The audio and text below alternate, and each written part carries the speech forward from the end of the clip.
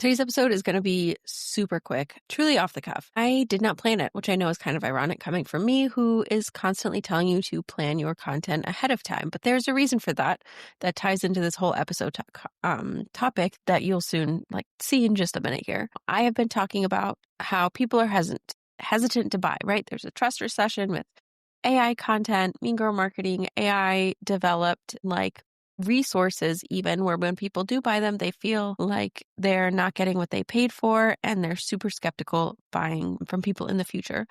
So that part isn't new. But now we also have even crazier things happening in the world, especially if you are in the US, which I am, with the government shutdown. If you are a family that relies on SNAP benefits and you're not getting those, or if anyone in your audience is, that also really changes how you are going to be spending your money, right? So it's a lot more than just one of those times when people blame the algorithm changing or something, right? There's a whole lot going on in the whole wide world that is just insane. Like I said, we have been in this trust recession for a while. I've been talking about it for the past couple months, and now the government shutdown is in the mix, and the SNAP benefits and federal workers are not getting paid. My husband is one of them. It adds this whole other layer of stress to everything we are juggling right now. And it's scary for a lot of people not knowing when they're going to get those SNAP benefits, when they're going to get their paychecks again. So first things first, if you are feeling stretched thin or overwhelmed or just existentially exhausted, or maybe your audience is watching quietly but not buying, I feel that too. You are not imagining it. People pull back when things feel unstable. And I know I always preach about planning ahead, but planning does not mean you have to ignore what is happening in real time.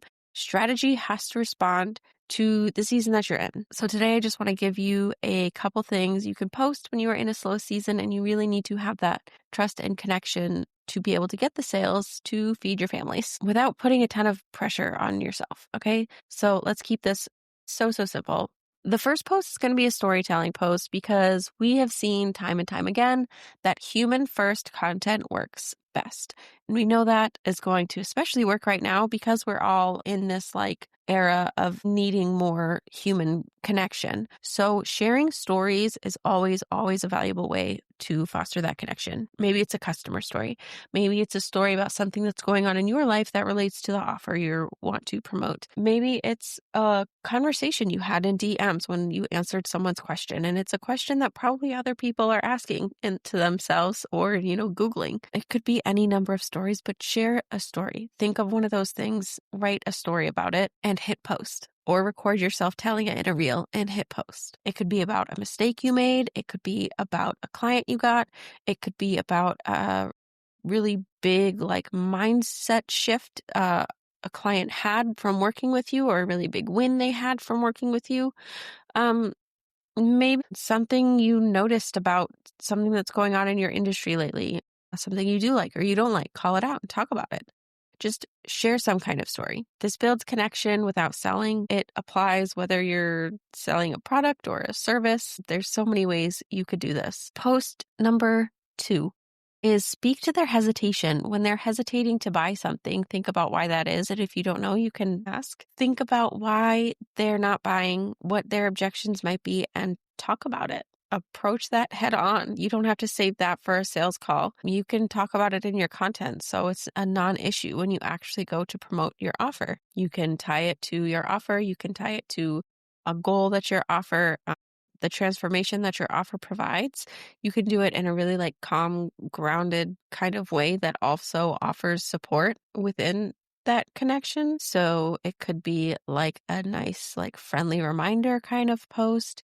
It could be a value-led post, tips to get past something, that hesitation, something that makes them feel seen and valued and heard. So we definitely want to make sure we're doing it in a non-shamey way and always come at it from the validating kind of space. And the third post that you can share to foster connection and trust is to address a misconception people have about your work, about your offer, about some advice that is going around in your industry that you think is just complete and total bullshit. Address that shit head on. It is good because if it goes against the kind of typical posts that you see around this topic, It can really show your unique selling proposition. Like if I were to share a post, don't do the 30 reels in 30 days challenge and then explain why, especially, making sure it addresses the wants and needs of my audience, which is mostly mom business owners who just don't have time for that. Making sure you can think about your specific audience and why that misconception is harmful to them, and then lead them to the better thing, which is whatever you teach or offer. So there are 3 post ideas right there for you to start building trust and connection so you can get the sales and get the clients. Once again, I have been talking about this for a couple months, but we are seeing that people are needing longer to buy too. So when you share this, you can share this content in your emails as well, so you can get all of those touch points that you need to be able to share your message in a way that people actually consume and, sit with and read and connect with, so they are able to tell that you are the right person to help them and your offer is the right thing to help them. Like, you don't have to post more or anything. Just be aware it's going to take longer. And if you are on multiple platforms, share the same message. It doesn't have to be worded the exact same way. In fact, it shouldn't be, but, share the same message in multiple platforms to get those multiple touch points. Your audience doesn't need you to push right now. They just need you to show up in a way that makes them feel comfortable and safe and understood.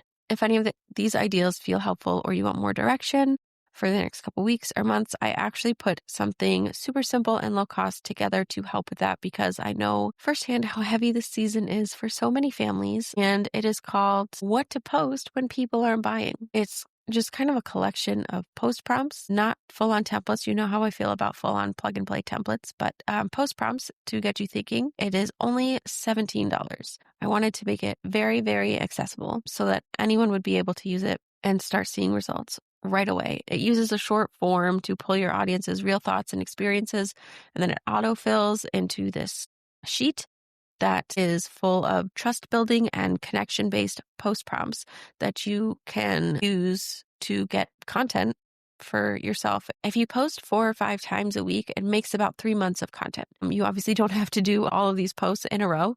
It's just, a bunch of ideas to get your creative juices flowing. So there's the prompt, and then each one also has a call to action paired with it. There's also a self-audit checklist guide at the back to make sure it's a good post. I will link that in the show notes. And whether you use the map or you just use the ideas from this episode, I want you to remember that just because things are slow, it doesn't mean you're behind. It doesn't mean you're broken or your business is broken. It just means that we're seeing a shift, and we already know people are needing more connection and trust right now. This is a time where we're just seeing a little bit extra of that. So you can give them that without being pushy or force anything. Hang in there, keep showing up with intention and sharing your connection-based content. And when you do share some, send it to me on Instagram so I can give it some extra love. My handle is at sydneyobrien.co.